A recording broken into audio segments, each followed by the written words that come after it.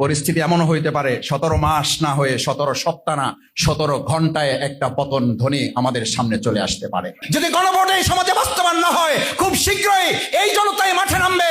আমার ভোট দিয়েছিলাম যেখানে, সেখানে এই ভোট আবার ফিরে নিয়ে আসার জন্য আরেকটা নির্বাচন আমাদের আদায় করতে হবে। দয়া করে এখন সেই গণভোটকে বাস্তবায়ন করুন, না হলে দয়া করে আর একটা বিপ্লবের মুখে আপনাদেরকে পড়তে হবে। রিক্সাওয়ালারা জানতে চায়, ভাই ভোট তো দিলাম এক জায়গায়, চলে গেল আরেক জায়গায়, ঘটনা কি? জানতে চায় না? চায় না? জানতে চায়।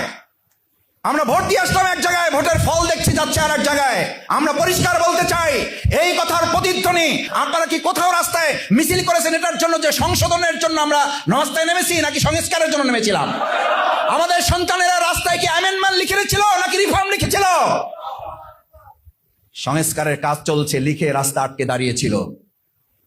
রাস্তা আটকে দাঁড়িয়েছিল, কি চলছে? সংস্কার চলছে, অন্য রাস্তা ব্যবহার করেন।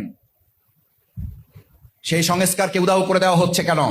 তার মানে আমরা খুব ভালো করে বুঝতে পারি, আবার আমাদেরকে সেই 17 বছরের অন্ধকার বাংলাদেশের দিকে ফিরিয়ে নিয়ে যাওয়ার একটা গভীর চক্রান্ত চলছে।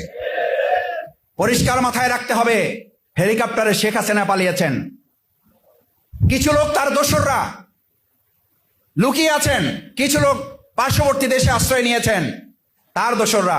কিন্তু যেই জেনজিরা, যেই আলফা জেনারেশন যারা বলেছিল বুকের ভিতর অনেক জ্বর, যত পারো গুলি কর, যেই জেনারেশন বলেছিল একটা গুলি করলে একটাই লড়ে, বাকিগুলো লড়ে না, সেই জেনারেশন চলে গেছে না আছে? আমরা নিজেদেরকে নিজের পায়ে যেন কুড়াল না মারি। 5 বছরের জন্য আমাদেরকে জনগণ রায় দিয়েছে, আমরা বিরোধী দলে ভূমিকা পালন করছি। 5 বছরের জন্য আপনাদেরকে জনগণ রায় দিয়েছে, আপনারা ভূমিকা পালন করুন। জনগণের 70% মতামতকে গুরুত্ব দিন, সংস্কারে হাত দিন।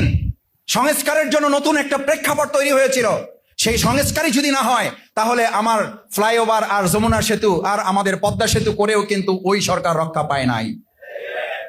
সুতরাং আমার ফ্যামিলি কার্ড যত না দরকার, তার চেয়ে আজকে মানুষ আওয়াজ তুলেছে তেল পাওয়ার জন্য একটা কার্ড দরকার।